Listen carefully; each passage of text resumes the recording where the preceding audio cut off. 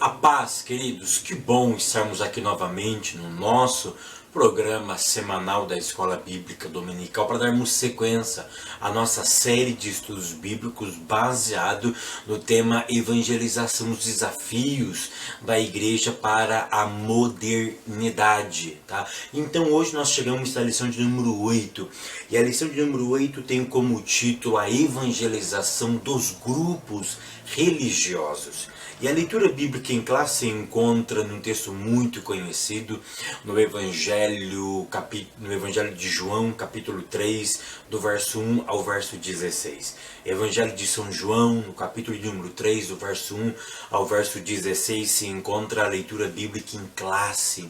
Então hoje nós iremos falar sobre como evangelizar os grupos religiosos. Então esse vai ser o nosso tema, esse vai ser o nosso foco. Tá? O nosso foco então é estudar sobre a evangelização dos grupos religiosos, sendo, tá, na visão de alguns estudiosos, na visão do nosso autor, um dos desafios maiores que nós temos é de alcançá-los, esse grupo. Tá? Então esse vai ser um dos grandes desafios. Por quê? Porque as religiões em si, ela cresce de uma forma acentuada.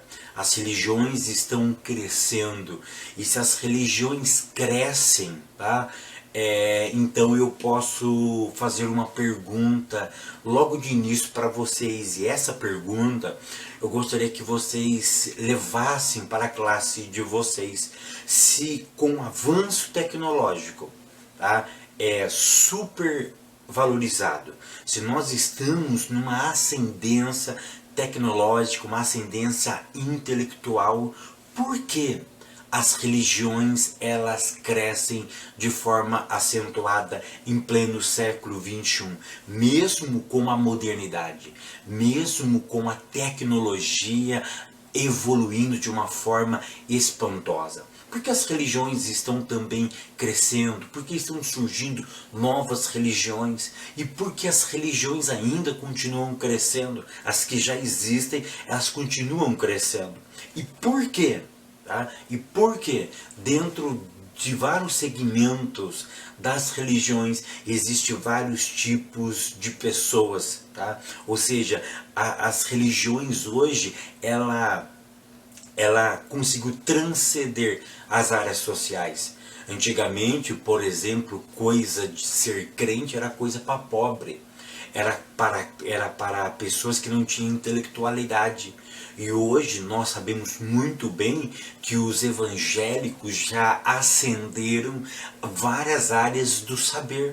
Temos juízes, temos advogados, médicos, temos universitários nas suas mais variadas classificações, como graduado, pós-graduado, mestrado, doutorado e por aí vai. Ou seja, nós estamos em todas as áreas do saber.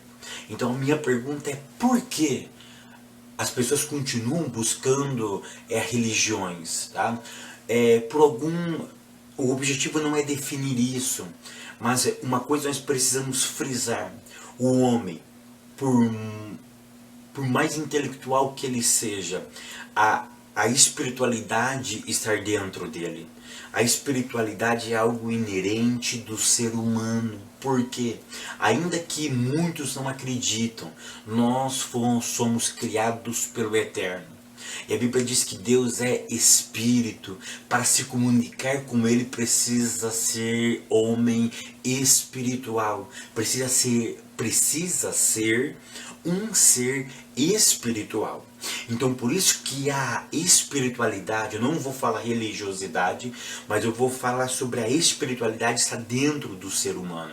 Então por isso ele fica buscando alguma coisa que possa preencher essa espiritualidade que está dentro dele. Então por isso que o homem, eles vão em busca do quê? Eles vão em busca das religiões, para simplesmente satisfazer algo que é inerente do ser humano. Tá? Então por isso que as religiões continuam crescendo, é por isso que os segmentos religiosos continuam produtivos, porque o homem é incuravelmente religioso. Tá? Isso é muito interessante, tá? Então isso já pode servir o quê? De uma introdução na sua aula. Por isso que nós temos um grande desafio. Por quê? Porque o homem é incuravelmente religioso. E nessa busca de satisfazer essa espiritualidade, ou a ausência dessa espiritualidade dentro de si, aí existem as mais variadas religiões, existem as gamas, tá? as variadas, vários tipos de religiões. Para quê? Para tentar satisfazer a espiritualidade do ser humano. O nosso objetivo nessa aula, preste atenção, professor, não é definir o que é religião. Tá? Não transforme a sua aula em algo filosófico ou teológico. Tá? Então não transforme a sua aula meramente em uma explicação sobre o que é religião. Mas o nosso objetivo é como transmitir o Evangelho de Cristo a esses grupos religiosos, tá? Então esse é o nosso objetivo. Então nessa aula, nosso autor, ele vai enumerar seis grupos, sendo que no último grupo, tá? O nosso autor vai falar sobre 6 grupos. Ele vai falar sobre os católicos, os espíritas, os judeus, os muçulmanos, os ateus e os desviados. No meu entendimento, os desviados não são um grupo religioso. Por quê? Porque o grupo religioso são aquelas pessoas que têm o mesmo pensamento. Tá?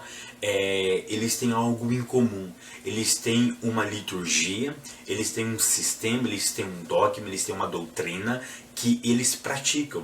Então os desviados, prestam atenção, tá? Nesse ponto o nosso autor ele vai trabalhar os desviados evangélicos, tá? Ele vai falar sobre os evangélicos que se desviaram. Tá? Então os evangélicos que se desviaram, muitos voltam para a Igreja Católica, outros voltam para o Espiritismo, outros voltam para as suas variadas religiões, outros ficam sem religiões nenhuma. Por quê? Porque eles ainda têm um temor de Deus. Por alguma fraqueza, enfim, por N motivo, eles abandonam a fé. Então os grupos, presta atenção, os desviados eles não são um grupo onde eles se reúnem e fazem a liturgia dele. Tá? Então por isso que no meu entendimento eles não são um grupo específicos, mas isso não nos impossibilita de buscá-lo. Tá? Que depois nós vamos ver como alcançar esse grupo de pessoas que abandonaram a fé religiosa, a nossa fé, a fé cristã. Tópico de número 1, os mitos da religião. Tá? O nosso autor, logo no comecinho, ele define o que é religião. Por isso que ele usa a palavra genericamente de forma brilhante. É por isso que ele começa assim, genericamente, ou seja, em âmbito geral. Ele não vai entrar nos seus pormenores, porque isso seria uma questão filosófica e uma questão teológica. E esse não é o nosso objetivo aqui. Então por isso que ele afirma que genericamente a religião é definida como? Aí ele vai definir um sistema doutrinário e litúrgico. Então, olha só, ele vai definir o que é religião. Religião é um sistema, tá? Que é composto de duas coisas, doutrina e litúrgico, ou seja, conceito e prática, ok? Então, genericamente a religião é definida como um sistema doutrinário e litúrgico, para quê? Aí ele vai falar a finalidade, que facilita o acesso do ser humano à divindade, que nesse ponto ele coloca como Deus, tá? Se eu fosse definir, tá, de forma mais propriamente dita, eu substituiria a palavra Deus por divindade. Tá? Então, genericamente é isso mesmo. A religião é definida como um sistema. tá? Doutrinário e litúrgico, que facilita o acesso do ser humano a Deus, a uma divindade, a um ser supremo. A partir desse conceito, que é muito genérico, tá? Que ele é muito amplo, tá? Foram criados 3 mitos que barram, tá? Que proíbem o acesso do pecador ao céu. E aí o nosso autor vai falar sobre 3 mitos que criaram. O ponto de número 1, mito 1. Qual é o primeiro mito?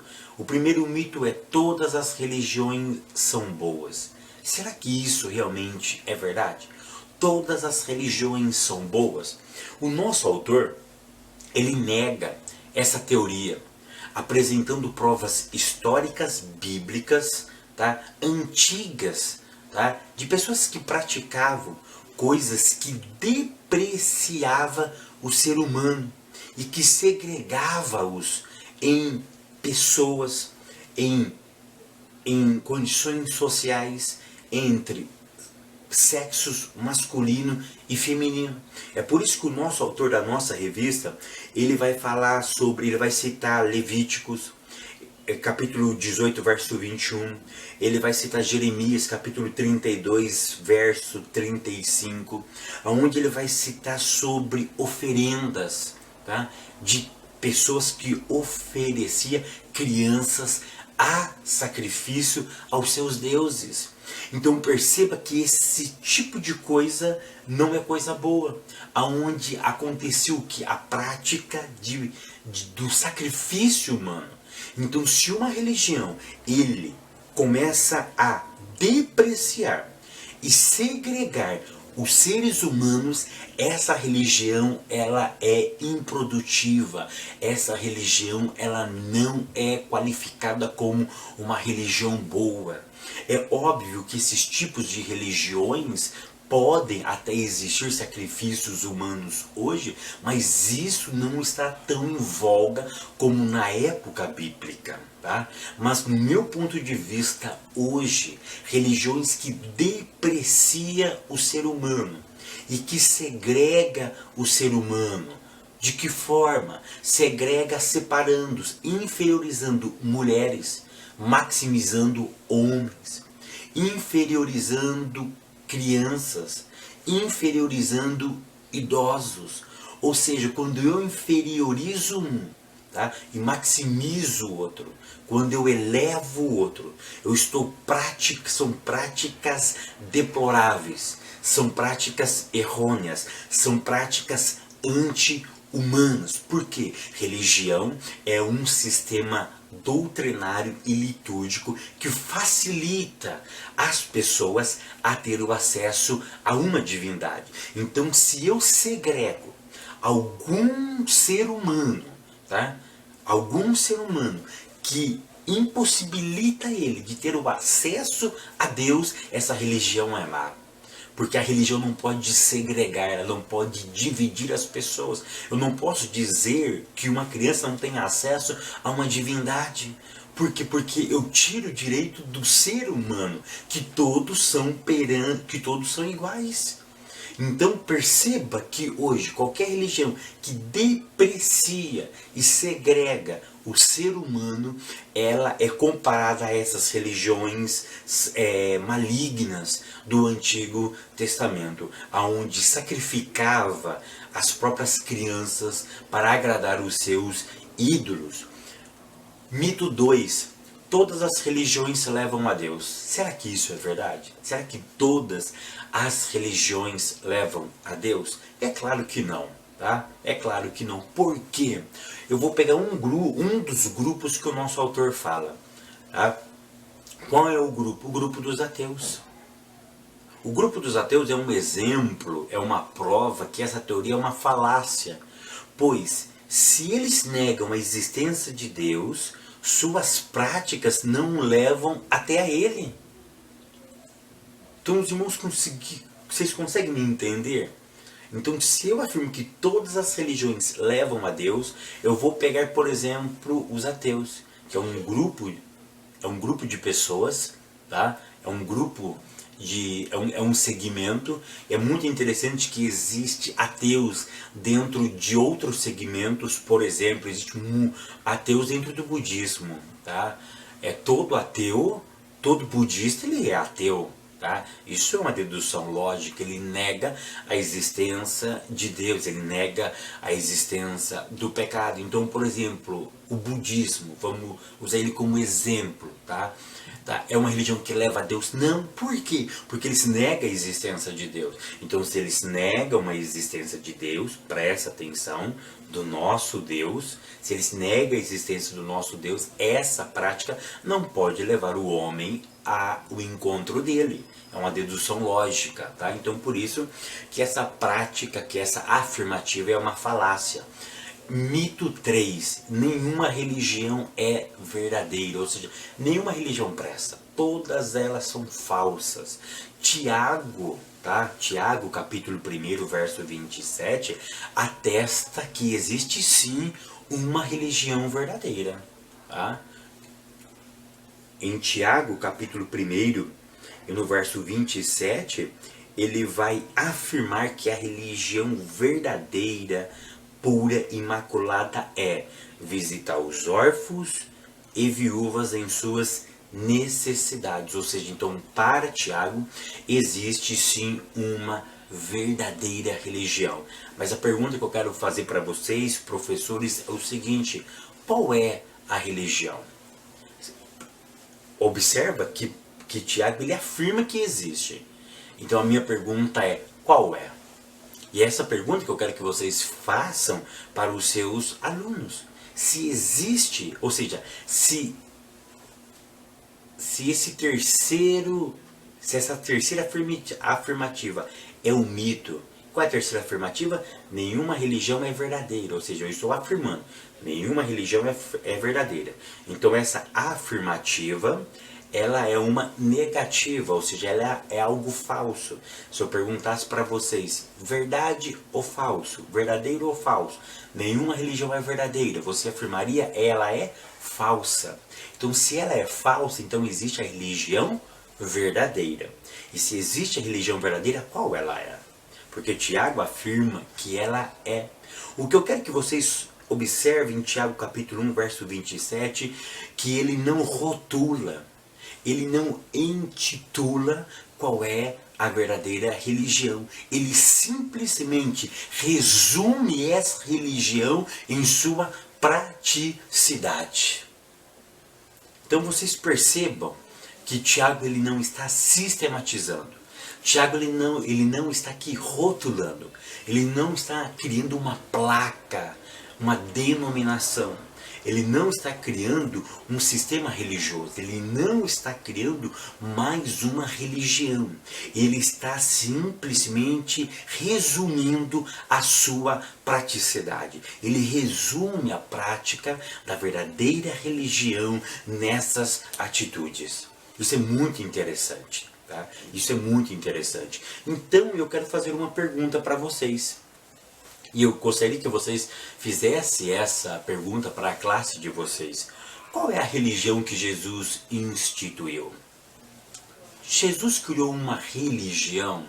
Então o que é uma religião, genericamente? Tá? É um sistema doutrinário e litúrgico que facilita, tá? O acesso do ser humano a uma divindade. Ou seja, é uma tentativa humana de facilitar que nós nos cheguemos ao eterno, que nós, seres humanos, alcancemos, nos comunicamos com uma divindade. Então a minha pergunta é, qual é a religião que Jesus instituiu? Qual foi o sistema que ele criou? Será que ele criou uma religião? Aí alguém poderia me dizer que ele criou o judaísmo. Aí outros diziam, não, ele não criou o judaísmo. Ele saiu do judaísmo. Isso. Muitos iriam me dizer, Fábio, Jesus não cria o judaísmo, porque quando ele vem à existência, o judaísmo já existia. Então ele não cria o judaísmo, ele sai do judaísmo.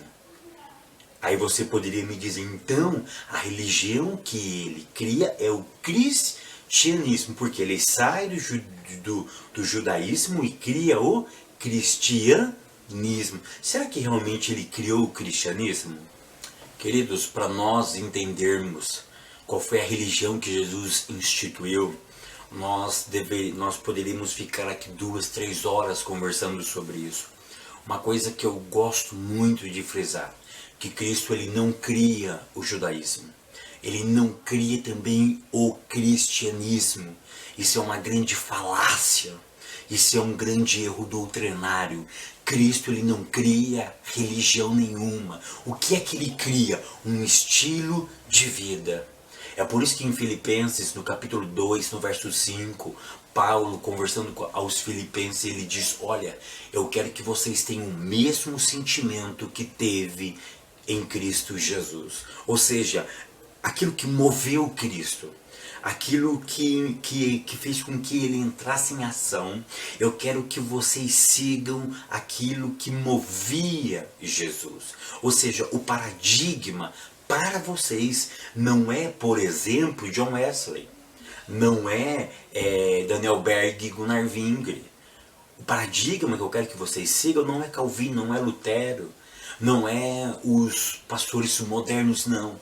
O padrão que eu quero que vocês sigam é Jesus de Nazaré. Vocês conseguem compreender que em toda a Bíblia não existe uma religião, existe sim um estilo de vida, existe um estilo de conduta. É isso que eu quero que vocês entendam, que Cristo ele não cria uma religião própria, ele não sai do judaísmo, tá? Uma outra oportunidade eu poderia muito bem falar sobre isso. Ele não sai do judaísmo e ele não cria o cristianismo. Essa doutrina é uma grande falácia. Tá? É um grande erro doutrinário. Ele cria um estilo de vida. É por isso que Paulo diz, olha, o mesmo sentimento que movimentou, que fez Cristo entrar em ação, eu quero que esse sentimento movimenta vocês. Eu já preguei muito sobre isso. E basicamente são 3 movimentos que fez Jesus, que ele praticou naquele momento, tá? Mas em outra oportunidade a gente falaremos sobre isso. Então, respondendo a pergunta, qual é a religião que Jesus instituiu? Nenhuma. Ele não criou nenhuma religião, ele não criou nenhum sistema em si.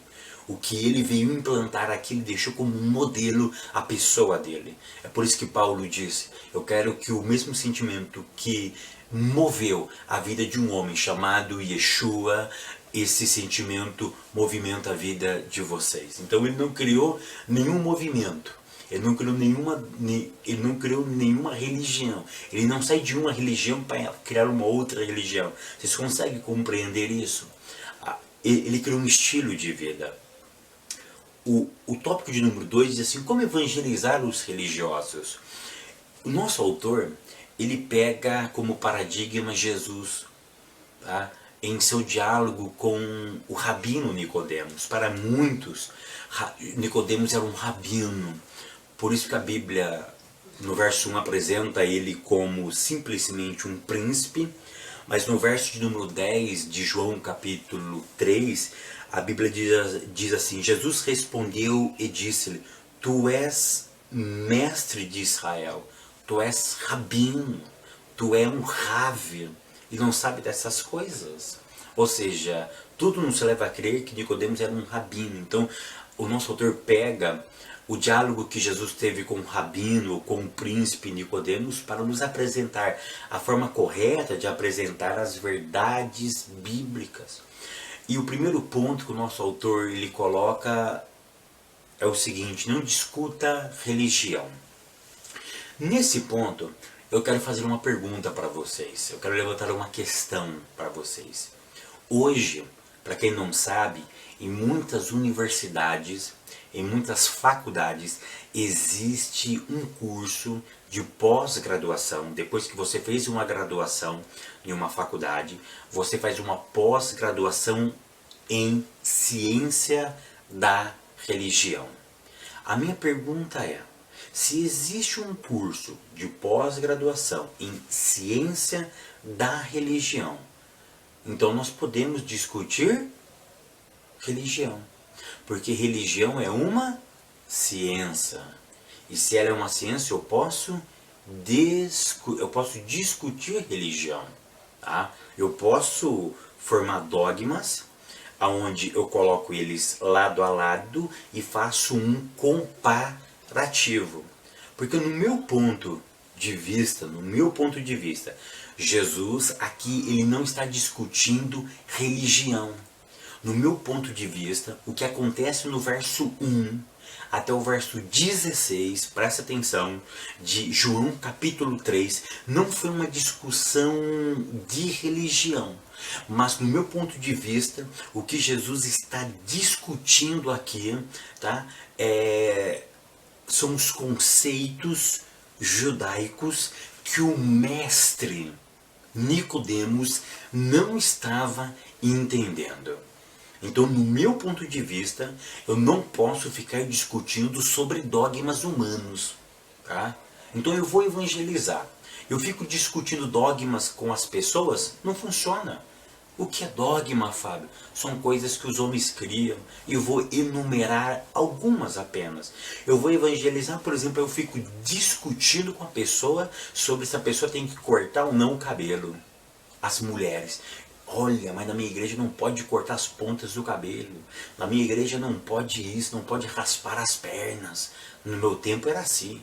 Tinha irmã que ficava com um braço desse tamanho, cheio de cabelo. Coisa horrível, nojenta, né? Aí as irmãs ficam discutindo sobre isso. Não, na minha igreja, se você cortar a pontinha do cabelo, você é disciplinado. Você fica discutindo esses dogmas humanos.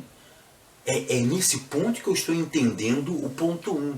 Não discutir religião aqui é não discutir os dogmas humanos. Então nós crentes não vamos ficar discutindo os dogmas humanos.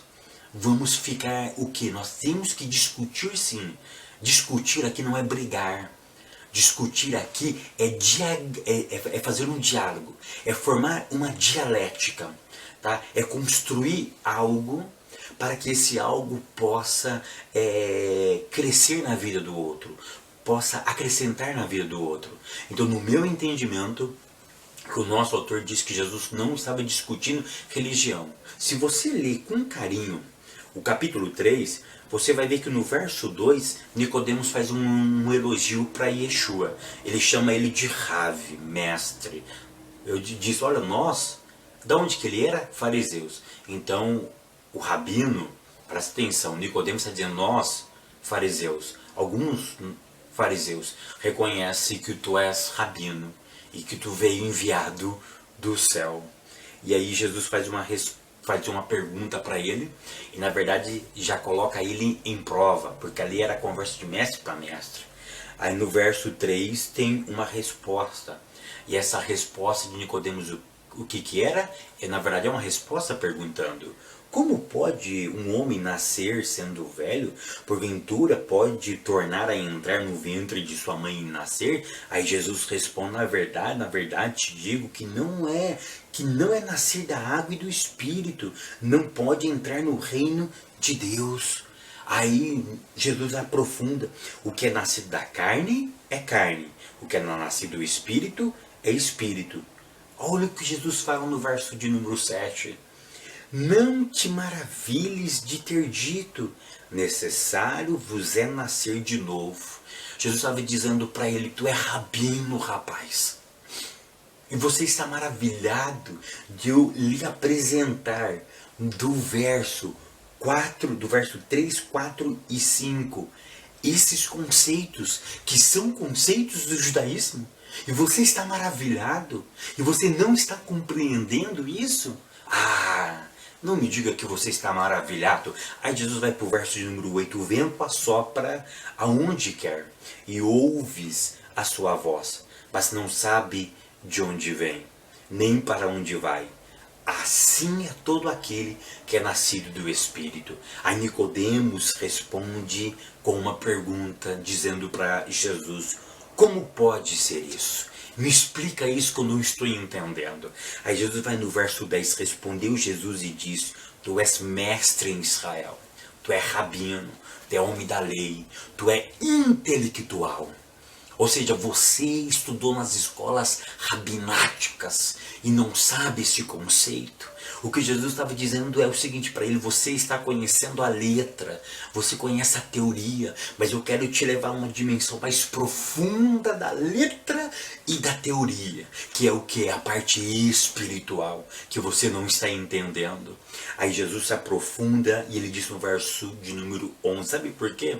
Porque no verso de número 10, quando Jesus diz para ele: tu és mestre em Israel e não sabe disso, sabe por quê? Porque isso já tinha sido profetizado em Ezequiel.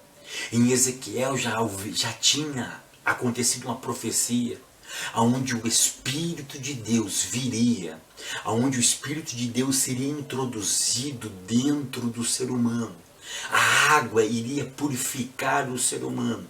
E quando o Espírito entrasse dentro do ser humano, esse ser humano seria purificado de seus pecados e ele nasceria para Deus novamente.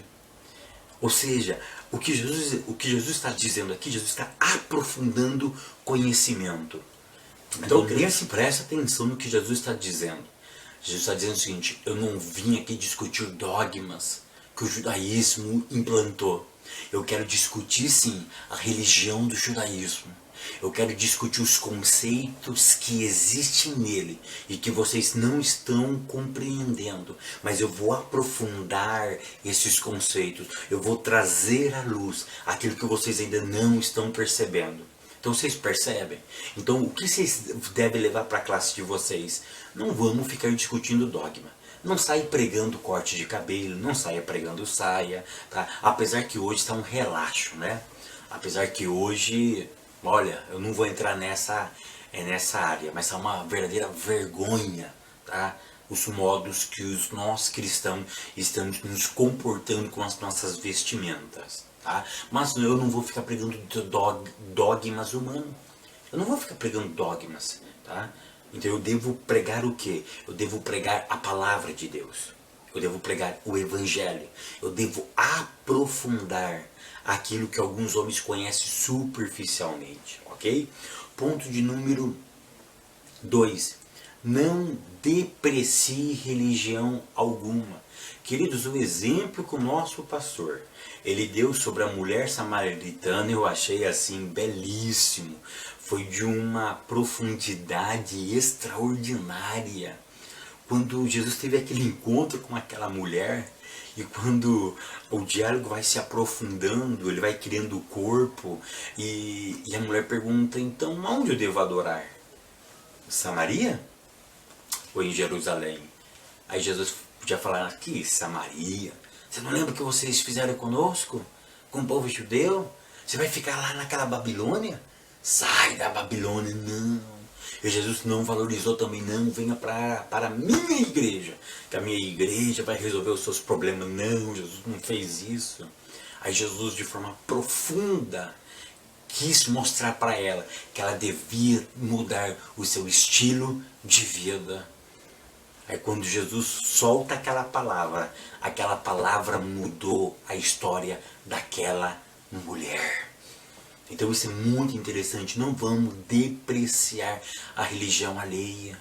Não valorize a sua e não menospreze a outra. Sabe por quê? Porque você fecha a porta, tá, de pregar o evangelho para uma outra pessoa. Ponto 3. Mostre a verdadeira religião. Querido, esse ponto me trouxe muita perplexidade. Porque eu fiquei com medo. Tá? Eu fiquei com medo. Por quê? Mostre a verdadeira religião. Qual é a verdadeira religião? Se isso é Sabe por quê? Porque é um caso muito sério. Eu poderia falar assim: o cristianismo. Mas você consegue perceber que dentro do cristianismo existe vários segmentos? Se você estudar teologia de forma profunda, você vai entender que os católicos, por exemplo, faz parte do cristianismo. Você consegue perceber?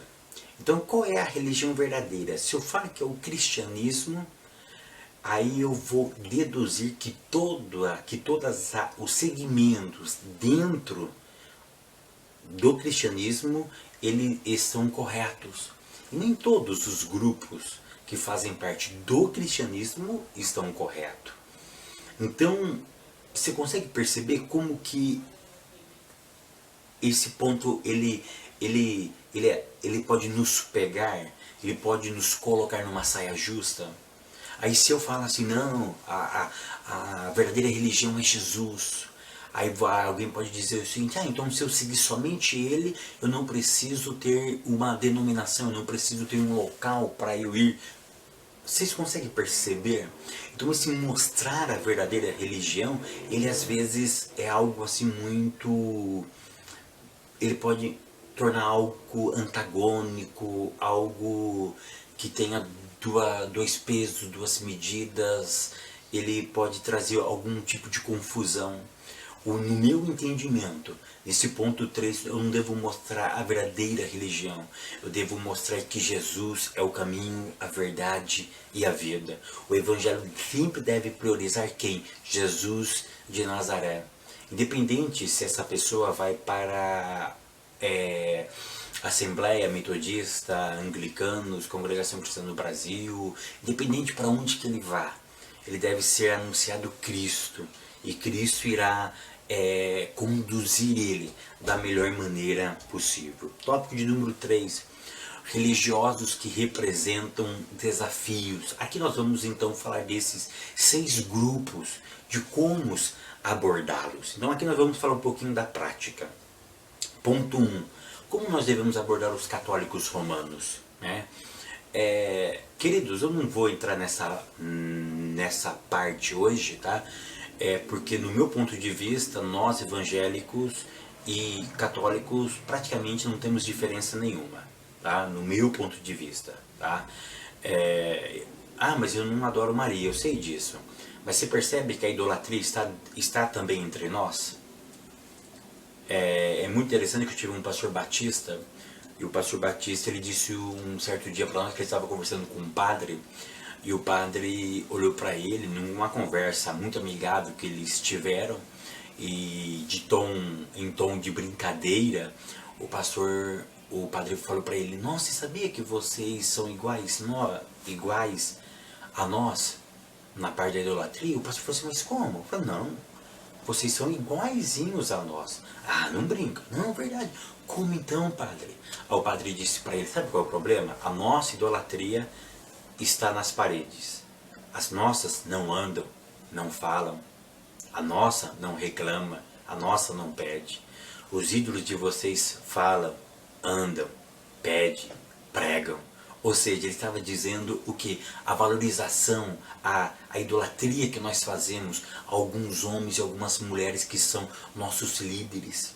Vocês percebem que existe essa semelhança? Eu não vou entrar, mas por exemplo, a igreja evangélica não tem papa. Quem diz que não tem papa? O que são os nossos pastores presidentes? Eu não vou entrar nessa parte, mas tá? Mas é claro que a igreja católica ela se distancia muito mais do evangelho do que os evangélicos, tá? Isso é óbvio, tá? Mas quais são as dicas de evangelizar? Isso é o que importa nessa aula aqui. Eu quero dar algumas dicas. Primeira dica, não ofenda Maria. Tem irmão que já chega no católico e diz, você adora Maria? Adoro, então você vai para o inferno. Pronto, você já quebrou a barreira, você quebrou a porta, você fechou a porta, você não tem mais porta. Então, primeira dica para evangelizar católico, não ofenda Maria. Segunda dica que eu dou, não ofendam os santos da igreja católica, igual fez aquele bispo da igreja universal, chutando a imagem da Nossa Senhora Aparecida. Tá? Muitos irmãos vão me dizer, não pode falar nossa, porque eu estou me referindo quem é. Eles chamam de Nossa Senhora Aparecida. Então eu não posso ofender Maria, eu não posso ofender os santos, eu não posso ofender o Papa. Eu não posso ofender o Papa. Vocês percebem que eu não posso ofender aquele homem, porque para os católicos é a autoridade máxima da igreja, e eu acompanho alguns das suas homiléticas, algumas das suas homilias, e aí as homilias que ele faz, os sermões que ele faz, são sermões espetaculares, tá? Espetaculares, tá? É uma sabedoria muito grande, tá? Um homem de uma intelectualidade assim, é fora do comum. Tá? Então, como que eu me aproximo de um católico? Não ofendo Maria e não ofendo os santos e também não ofendo o Papa. Ok? Os espíritas, como que eu abordo um espírita? Eu quero dar uma dica, porque eu já convivi com alguns espíritas. E eles sempre vão falar de reencarnações, aí o nosso autor fala dos grupos de cultura afro, os afros descendentes que cultuam algumas entidades do continente africano. Então, muito ligado ao espiritismo, muito ligado à reencarnação, à comunicação com os mortos. Então, a primeira dica que eu quero deixar para você não fechar porta com esses grupos, nunca afirme ou nunca inicie a sua fala dizendo que as experiências que eles tiveram dentro do espiritismo são experiências demoníacas. Porque você vai fechar a porta, porque ele acredita que aquilo é sagrado, que aquilo é divino. E em qualquer religião, tá? Ou numa grande maioria das religiões, o demônio é símbolo, ainda que ele não seja real, mas ele é símbolo do quê? Da malignidade. Então, se eu falo que aquela experiência dele é demoníaca, você entende que você está afirmando que a experiência que ele teve é maligna, é ruim, não é boa. Então, se eu faço essa afirmativa, eu fecho a porta para falar de quem? De Jesus de Nazaré. Tá? Então, essa é uma boa dica que eu dou para vocês. Ponto de número 3. Judeus e muçulmanos. Tá? Eu fiquei um pouco triste nesse ponto aqui, sabe por quê? Porque todos os outros ele colocou separado. Judeus e muçulmanos ele colocou junto. Tá? Não sei se você está associando que o judeu e o muçulmano é algo meio parecido, porque né, são meio parentes, né? E é meio parente ali, Jacó e Esaú, né? Então, mas enfim, tá? Ele colocou aqui no ponto 3 esses dois grupos, judeus e muçulmanos. Algumas dicas aqui. A primeira dica que o próprio autor dá, qual é aqui para os muçulmanos? Nunca ofenda Maomé. Se você criticar Maomé, você já tem a porta fechada para falar do evangelho para os muçulmanos. A segunda dica que eu quero dar aqui é para o grupo dos judeus. E essa dica, como que a gente evangeliza um judeu? Isso é muito complicado, tá? Por quê?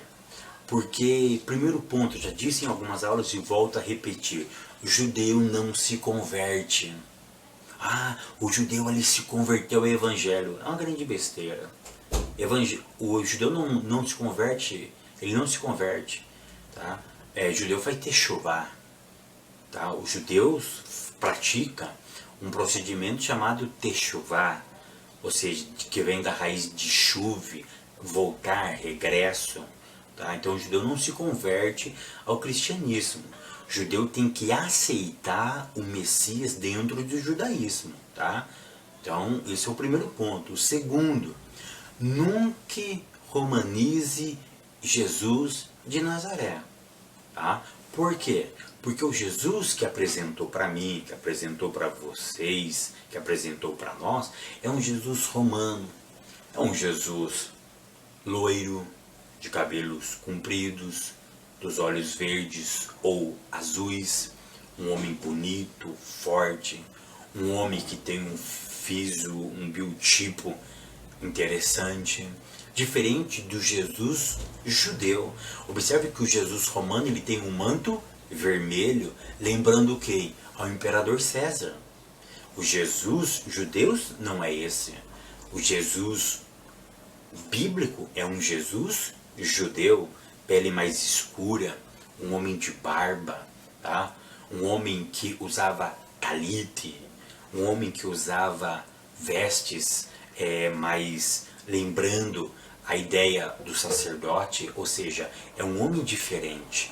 Então, o grande problema de nós evangelizar um judeu é que nós queremos que ele se torne um cristão, que ele se romanize, tá? E o judeu não vai se romanizar. Um judeu não vai se converter ao cristianismo. Então, nós cristãos do Ocidente, temos uma grande dificuldade em anunciar o evangelho a quem?